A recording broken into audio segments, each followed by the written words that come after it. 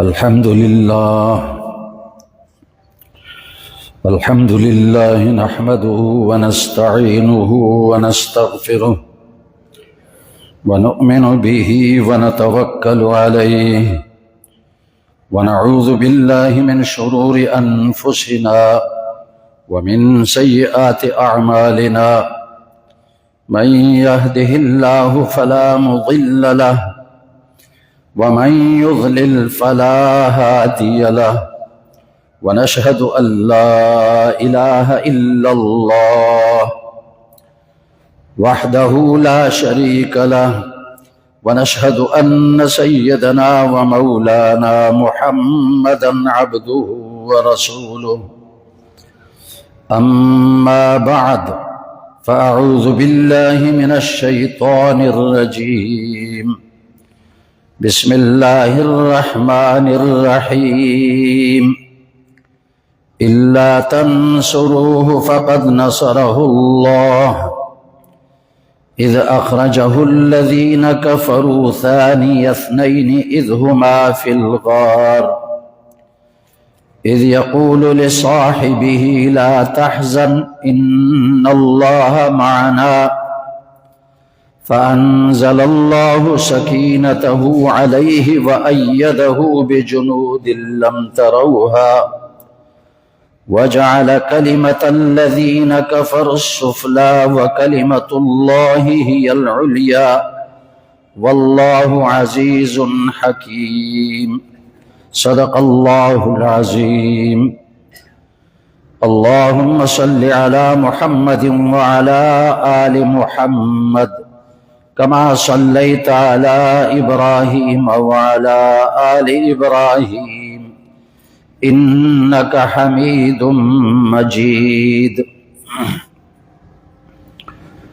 قابل احترام سامعین گرامی قدر، سورۃ التوبہ کی ایک آیت کی تلاوت آپ کے سامنے کی ہے اس مناسبت سے کہ آج جمادی ثانیہ جو اسلامی مہینہ ہے اس کی 20 تاریخ ہے، اور اسی جمادی ثانیہ کی 22 تاریخ کی شب کو نبی کریم صلی اللہ علیہ وسلم کے خلیفہ اول، خلیفہ بلا فصل ابو بکر صدیق رضی اللہ تعالیٰ عنہ کی وفات ہوئی۔ تو جس طرح نبی کریم صلی اللہ علیہ وسلم کی سیرت کا بیان کرنا، سننا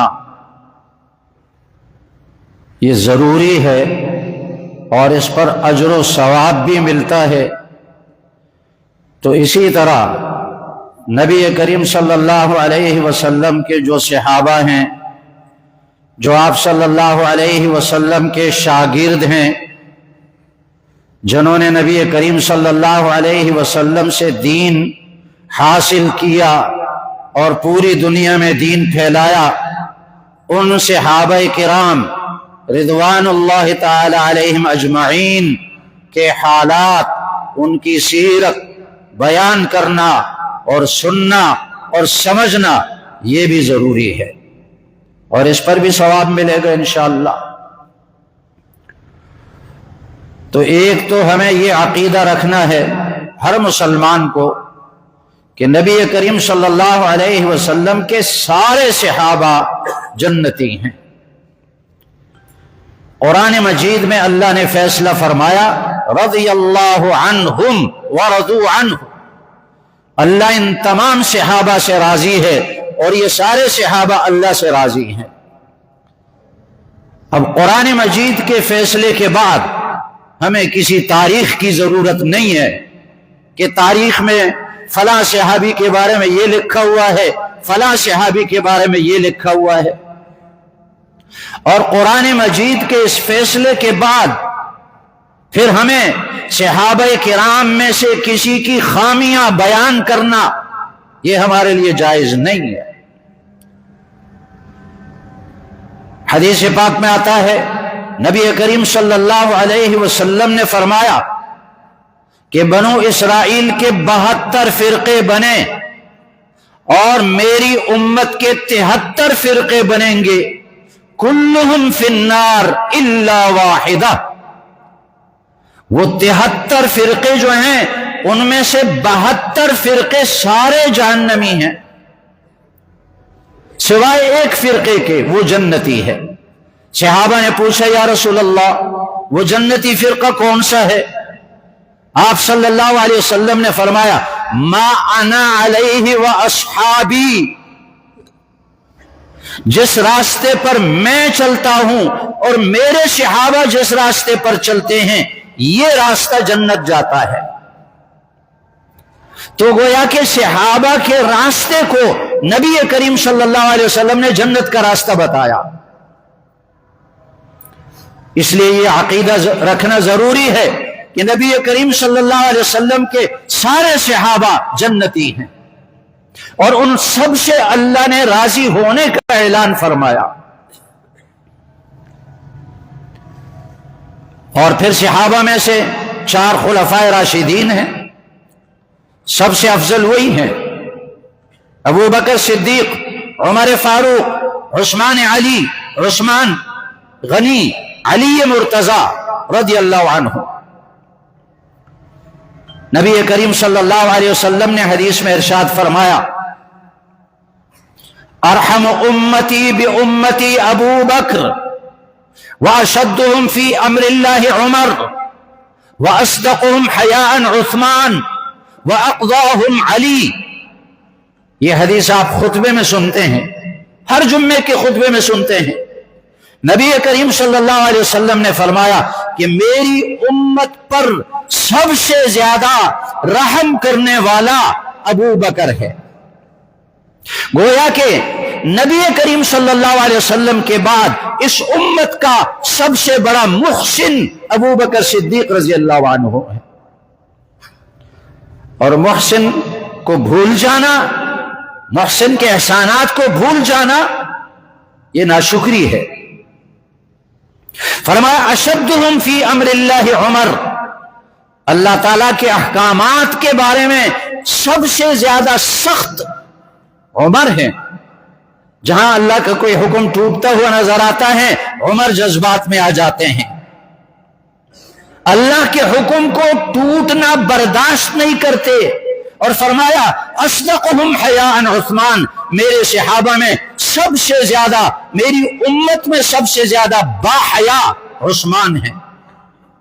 وَأَقْضَاهُمْ علی، اور فرمایا میری امت میں سب سے زیادہ فیصلہ کرنے میں جن کو مہارت ہے، جو سب سے بڑے قاضی ہیں، وہ علی ہیں رضی اللہ عنہ۔ تو وقت مختصر ہے اور میں نے مختصراً 3 باتیں عرض کرنی ہیں۔ ابو بکر صدیق کا مرتبہ اور مقام، پہلی بات یہ ہے۔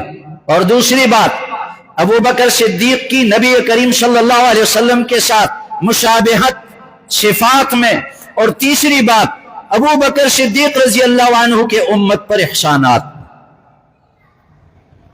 پہلی بات، ابو بکر صدیق رضی اللہ عنہ کے بارے میں ان کے فضائل، نام بھی یاد رکھیں، ابو بکر یہ کنیت ہے، عربوں میں کنیت کا رواج ہوتا ہے، بیٹے یا باپ کی طرف نسبت کرتے ہیں، فلانے کا باپ، فلانے کا بیٹا۔ ابو بکر صدیق کا نام ہے عبداللہ ابن ابی قحافہ، صدیق ان کا لقب ہے۔ صدیق کا معنی سب سے زیادہ سچا، بہت ہی سچ بولنے والا۔ تو ابو بکر صدیق کے فضائل قرآن سے ثابت ہیں۔ شیعہ نہیں مانتے ابو بکر صدیق کے فضائل کو، قرآن سے بھی ثابت ہیں، احادیث سے بھی ثابت ہیں۔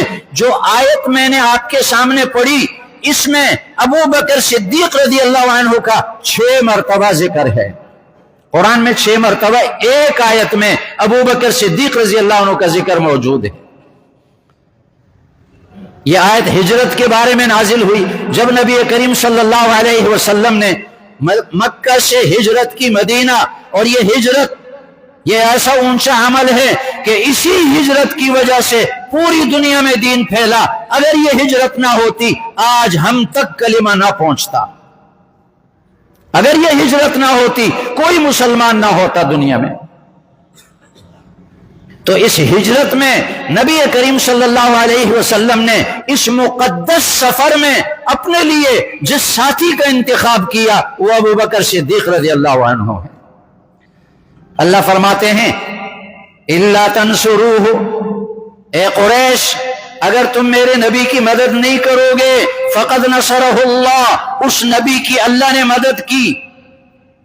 اذ اخرجہ الذین کفروا، جبکہ کافروں نے میرے نبی کو مکہ سے نکالا اور 3 راتیں غار میں گزاری. ابو بکر صدیق اور رسول اللہ صلی اللہ علیہ وسلم نے غار ثور میں. حجاج کرام نے دیکھا ہوگا غار ثور. اب ابو بکر صدیق کا تذکرہ کیسے آتا ہے؟ ثانی میرے نبی دوسرے تھے، غار کے اندر میرے نبی دوسرے تھے. اب دوسرے کا پہلا کون سا ہے؟ ابو بکر کے علاوہ تو کوئی تھا ہی نہیں. ابو بکر کا ذکر اس میں بھی آ گیا. دوسری مرتبہ پھر اثنین، وہ 2 تھے غار کے اندر، 2 تھے، ایک نبی اور دوسرا صدیق. پھر بھی صدیق کا تذکرہ آیا. اذ ہما، یہ تیسری مرتبہ، ہما وہ دونوں کون سے دونوں تھے؟ نبی اور صدیق. چوتھی مرتبہ اذ یقول لصاحبہ، میرا نبی اپنے ساتھی سے کہہ رہا تھا، میرا نبی غار کے اندر اپنے ساتھی سے کہہ رہا تھا. وہ ساتھی کون ہے؟ ابو بکر. 5ویں مرتبہ لا تحزن، نبی نے کہا اے ابو بکر غم نہ کر. اگر سامنے کوئی بھی نہ ہو تو ایسے انسان تو نہیں کہہ سکتا غم نہ کر. کس کو کہا غم نہ کر؟ ابو بکر کو. 6ٹھی مرتبہ ان اللہ معنا، یہ معنا جمع کی ضمیر ہے. اے ابو بکر اللہ یہ نہیں فرمائے میرے ساتھ ہے، اللہ ہمارے ساتھ ہے. تو 6 مرتبہ ایک آیت میں ابو بکر صدیق کا تذکرہ آیا. اور احادیث سے بھی ابو بکر صدیق کے فضائل ثابت ہیں. نبی کریم صلی اللہ علیہ وسلم کی حدیث ہے، فرمایا انا و ابو بکر و عمر خلقنا من تربت واحدہ، میں اور ابو بکر اور عمر ہم تینوں ایک مٹی سے پیدا کیے گئے، ایک جگہ کی مٹی سے. اور احادیث سے ثابت ہے کہ جس انسان کو اللہ نے جس مٹی سے پیدا کیا، نطفے سے پیدا ہوتا ہے، لیکن فرشتہ وہ مٹی لا کر نطفے کے ساتھ ملا دیتا ہے. جس جگہ کی مٹی سے یہ پیدا کیا گیا، جب یہ مرتا ہے تو وہیں دفن ہوتا ہے، چاہے کسی بھی ملک میں چلا جائے. تو جب رسول اللہ صلی اللہ علیہ وسلم نے فرمایا کہ میں اور ابو بکر اور عمر رضی اللہ عنہما ایک مٹی سے پیدا کیے گئے، تینوں کی قبریں بھی ایک ہی جگہ میں ہیں. پھر نبی کریم صلی اللہ علیہ وسلم نے فرمایا ان ابا بکر لم یسؤنی قط، ابو بکر نے ساری زندگی کبھی مجھے تکلیف نہیں پہنچائی، کبھی دکھ نہیں پہنچایا. پھر بخاری شریف کی حدیث میں ہے، نبی کریم صلی اللہ علیہ وسلم نے فرمایا ان امن الناس علی فی مالہ و نفسہ ابو بکر، تمام انسانوں میں سے سب سے زیادہ مجھ پر احسان کرنے والا اپنی جان کے اعتبار سے، اپنے مال کے اعتبار سے وہ ابو بکر ہیں. اور نبی کریم صلی اللہ علیہ وسلم نے فرمایا کہ مجھ پر جس نے بھی احسان کیا میں نے اس کا بدلہ دنیا میں دے دیا. آپ صلی اللہ علیہ وسلم کو جب کوئی ہدیہ دیتا آپ اس کا بدلہ ضرور دیتے. فرمایا جس نے بھی مجھ پر احسان کیا میں نے اس کا بدلہ دنیا میں دے دیا، سوائے ابو بکر کے. ابو بکر کے احسانات کا بدلہ میں نہیں دے سکتا، اللہ جل شانہ قیامت کے دن عطا کرے گا. تو ابو بکر صدیق کے فضائل قرآن اور حدیث سے ثابت ہیں. اور صدیق کا معنی تصدیق کرنے والے، سچا، سچ کہنے والے. جب نبی کریم صلی اللہ علیہ وسلم پر پہلی وحی آئی غار حرا کے اندر اور وہاں سے واپس آئے تو سب سے پہلے ابو بکر صدیق سے کہا کہ مجھے مجھ پر یہ وحی نازل ہوئی، ابو بکر صدیق رضی اللہ عنہ ایمان لے آئے، سب سے پہلے ایمان لے آئے، تصدیق کی۔ اور حدیث میں ہے، بخاری شریف کی حدیث میں، نبی کریم صلی اللہ علیہ وسلم نے صحابہ سے فرمایا کہ میں نے تم میں سے جس کو بھی دعوت دی، تم ہچکچائے، تم نے تاخیر کی، تم نے سوچ اور بچار کیا، سوائے ابو بکر کے، جب میں نے ان کو دعوت دی بغیر سوچے سمجھے انہوں نے ایمان قبول کیا۔ اور پھر جب معراج کی رات میں نبی کریم صلی اللہ علیہ وسلم نے قریش کو خبر دی کہ رات کو میں بیت المقدس گیا اور واپس بھی آیا، تو مکہ سے بیت المقدس کا سفر 1 مہینے کا سفر تھا اس زمانے میں گیا اور واپس بھی آیا، قریش ہنسنے لگے، مذاق اڑانے لگے کہ 2 مہینوں کا سفر ایک رات میں کیسے طے کیا۔ ابو بکر کے پاس گئے قریش اور ابو بکر سے کہا، آپ کا جو دوست ہے نا، آپ کا ساتھی، وہ تو ایسے کہہ رہا ہے کہ میں رات کو بیت المقدس گیا اور آیا، یہ کیسے ہو سکتا ہے؟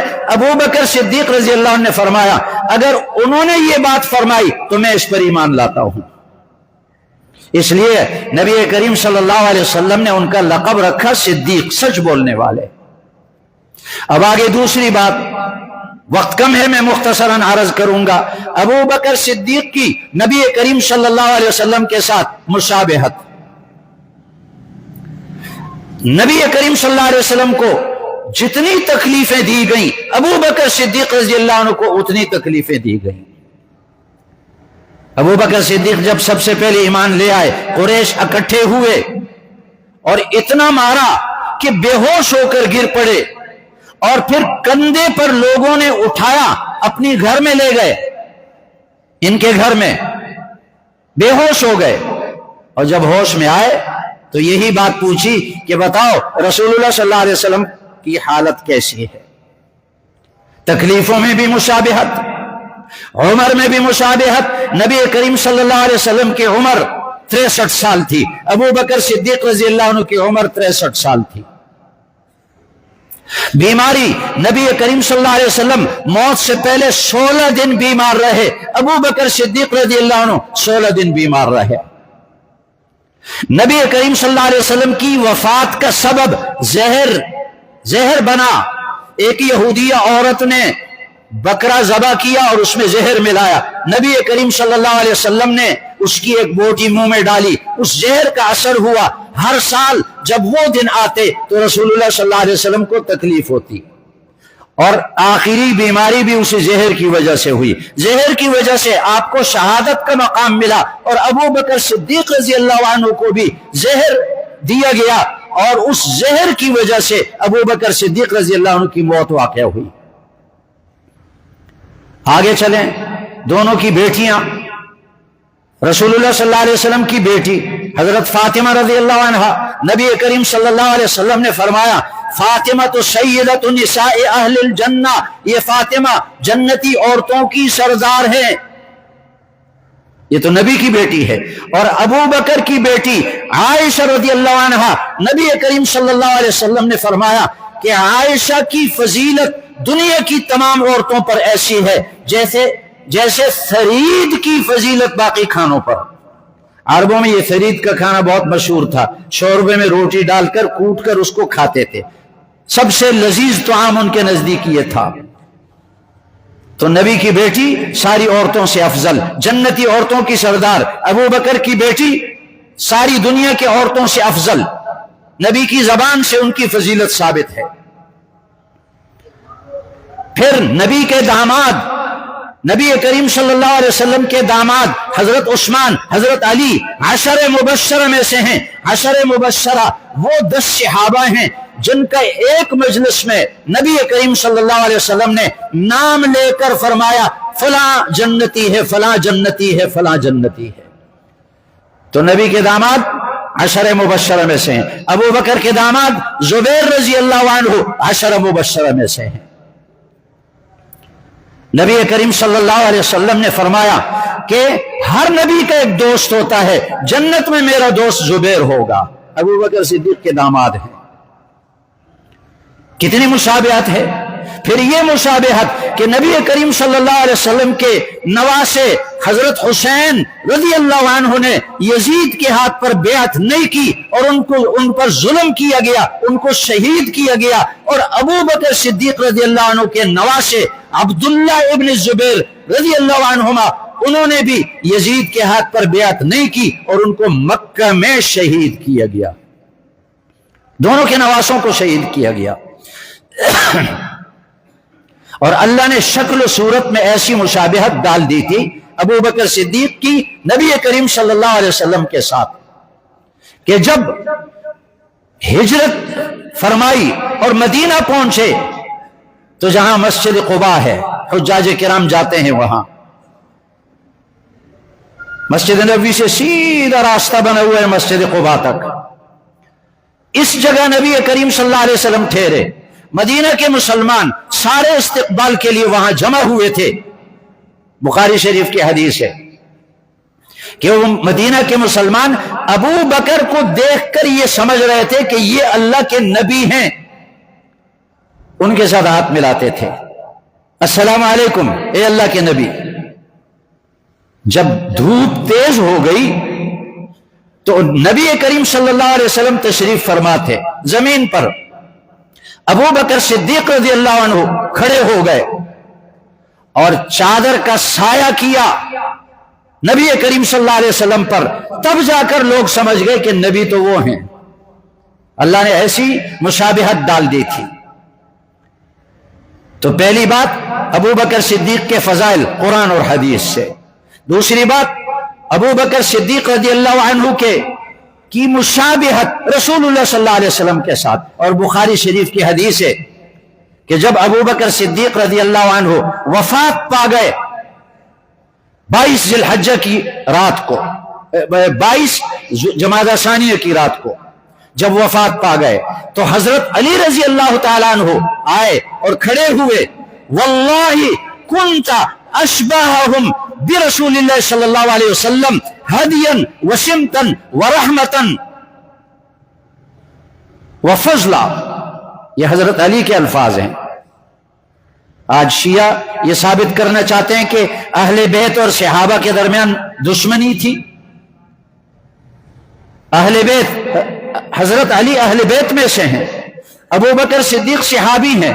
हजरत अली अबू बकर के बारे में कह रहे हैं, अल्लाह की कसम, कसम खाकर कह रहे हैं, ए अबू बकर आप नबी करीम सल्लल्लाहु अलैहि वसल्लम के साथ सबसे ज्यादा मुशाबहत रखने वाले हैं, मुशाबहत रखने वाले थे सीरत में, किरदार में, अखलाक में, फजीलत में। यह हजरत अली का कौल है। आगे तीसरी बात हजरत अली के, हजरत अबू बकर सिद्दीक रज़ी अल्लाह अन्हु के एहसानात सुम्मत पर मैंने अर्ज कर दिया रसूलुल्लाह सल्लल्लाहु अलैहि वसल्लम के बाद इस उम्मत पर सबसे ज्यादा एहसानात अबू बकर सिद्दीक रज़ी अल्लाह अन्हु के हैं। अगर अबू बकर सिद्दीक ना होते तो आज पूरी दुनिया फितनों से भर जाती। जब रसूलुल्लाह सल्लल्लाहु अलैहि वसल्लम वफात पा गए, आप सल्लल्लाहु अलैहि वसल्लम ने अपनी जिंदगी में एक लश्कर रूमियों के मुकाबले के लिए रवाना किया था। उसका नाम है जैश उसामा। उसामा रज़ी अल्लाह अन्हु को उसका अमीर बनाया था। वो लश्कर बाहर ठहरा ताकि पता चले नबी करीम सल्लल्लाहु अलैहि वसल्लम ठीक हो जाएं, हम जाएंगे। आप सल्लल्लाहु अलैहि वसल्लम की वफात हुई। जब अबू बकर सिद्दीक खलीफा बने, हर तरफ से फितने उठ गए। नबी का दुनिया से रुखसत होना कोई मामूली बात नहीं है।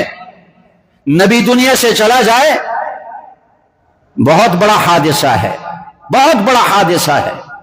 हर तरफ से फितने उठ गए। कौन से फितने? नंबर एक, रूमियों को पता चला कि वो नबी जिसकी वजह से अल्लाह की मदद आती थी, वो नबी दुनिया से चला गया। अब मुसलमानों की मदद नहीं होगी, चलो अब इनका मुकाबला करते हैं, इन पर हमला करते हैं। रोमियों ने लश्कर तैयार कर दिया।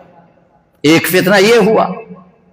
दूसरा फितना, मुसैलमा कज़्ज़ाब ने नबी करीम सल्लल्लाहु अलैहि वसल्लम की जिंदगी में झूठी नबूवत का दावा किया था। और जब नबी करीम सल्लल्लाहु अलैहि वसल्लम फोत हुए तो मुसैलमा कज़्ज़ाब के साथ 40,000 अफराद थे।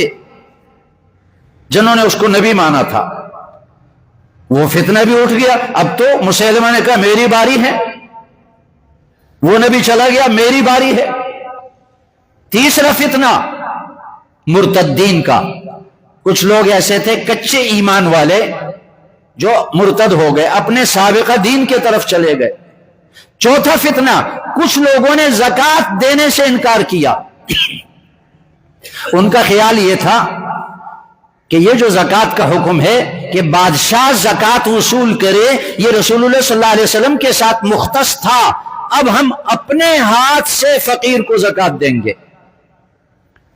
یہ فتنہ کھڑا ہوا۔ چار فتنے زکوٰۃ منع کرنے والے۔ ابو بکر صدیق رضی اللہ عنہ نے چاروں کے خلاف لشکر تیار کیے۔ رومیوں کے خلاف تو اسامہ والا لشکر روانہ کر دیا۔ صحابہ نے کہا اب مدینہ میں بڑے فتنے ہیں، آپ اسامہ کے لشکر کو روک لیں، یہ فتنے ختم ہو جائیں، بعد میں رومیوں کا مقابلہ کریں گے۔ ابو بکر صدیق رضی اللہ عنہ نے فرمایا کہ جس لشکر کو رسول اللہ نے روانہ کر دیا، ابو بکر کی کیا مجال ہے اس کو واپس روک لے۔ اور مسیلمہ کذاب کے مقابلے پر بھی لشکر روانہ کیا، چنانچہ مسیلمہ کذاب قتل کیا گیا اور مسیلمہ کذاب کے ہزاروں ساتھی قتل کیے گئے۔ یہ فتنہ بھی ختم ہوا اور جیش اسامہ چلا گیا تو اللہ نے رومیوں پر ایسا رعب ڈالا کہ وہ پیچھے بھاگ گئے، وہ فتنہ بھی ختم۔ مرتدین کے مقابلے کے لیے لشکر بھیجا، وہ فتنہ بھی ختم۔ اب آگئی چوتھے فتنے کی باری، زکوٰۃ کے انکار کرنے والے۔ حضرت عمر رضی اللہ عنہ نے عرض کیا اے رسول اللہ صلی اللہ علیہ وسلم کے خلیفہ، یہ لوگ کلمہ پڑھتے ہیں، نمازیں پڑھتے ہیں، ہمارے ساتھ ہیں، صرف زکوٰۃ دینے سے انہوں نے انکار کیا، آپ ان کے مقابلے پر لشکر نہ بھیجیں، جہاد نہ کریں، دوسرے فتنے بہت زیادہ ہیں۔ حضرت عمر اللہ کے حکم کے بارے میں کتنے سخت تھے، لیکن حضرت عمر یہاں رائے دے رہے ہیں کہ آپ ان کا مقابلہ نہ کریں۔ ابو بکر صدیق غصے میں آئے اور کہا اے عمر، جبار فی الجاہلیہ وخوار فی الاسلام، اسلام سے پہلے کفر کی حالت میں تو بڑا سخت تھا، اب بزدل ہو چکا۔ اور پھر ابو بکر صدیق نے فرمایا اینقص الدین وانا حی، نبی کریم صلی اللہ علیہ وسلم کے دنیا سے چلے جانے کے بعد دین میں ذرا بھی کمی آئے گی اور ابو بکر زندہ رہے؟ یہ ہو ہی نہیں سکتا۔ ابو بکر زندہ ہو اور دین میں ایک ذرا کمی آئے، اور فرمایا کہ اگر نبی کریم صلی اللہ علیہ وسلم کی زندگی میں یہ لوگ زکوٰۃ میں، مویشیوں کی زکوٰۃ میں ایک بکرا دیتے تھے اور اس بکرے کے ساتھ رسی دیا کرتے تھے، اگر وہ رسی انہوں نے مجھ سے روک لی کہ ہم نہیں دیں گے، تب بھی میں ان کے خلاف جہاد کروں گا۔ نبی کریم صلی اللہ علیہ وسلم جس سطح پر دین چھوڑ کر گئے اس میں ایک ذرہ کمی برداشت نہیں ہو سکتی، ابو بکر زندہ ہو اور دین میں کمی آئے۔ اس سے معلوم ہوا کہ ابو بکر صدیق رضی اللہ عنہ نبی کریم صلی اللہ علیہ وسلم کے بعد اس امت کے سب سے بڑے محسن ہیں۔ ہم پر رسول اللہ صلی اللہ علیہ وسلم کے سب سے زیادہ احسانات ہیں، آپ صلی اللہ علیہ وسلم کے بعد ہم پر اور پوری امت پر ابو بکر صدیق رضی اللہ عنہ کے احسانات ہیں۔ اپنے محسن کے احسانات کو پہچاننا، اس کا شکر ادا کرنا، اس کا تذکرہ کرنا، اس کو سمجھنا، یہ ایمان والوں کی صفت ہے، تاکہ جو ابو بکر صدیق رضی اللہ عنہ کے دشمن ہیں، ابو بکر صدیق رضی اللہ عنہ کے ساتھ بغض رکھنے والے ہیں، ان کو ہم جواب تو دے سکیں، ان کے اعتراضات کو سمجھیں، ان کے اعتراضات کا ہم جواب بھی دے سکیں۔ اللہ ہمیں سمجھنے کی توفیق عطا فرمائے۔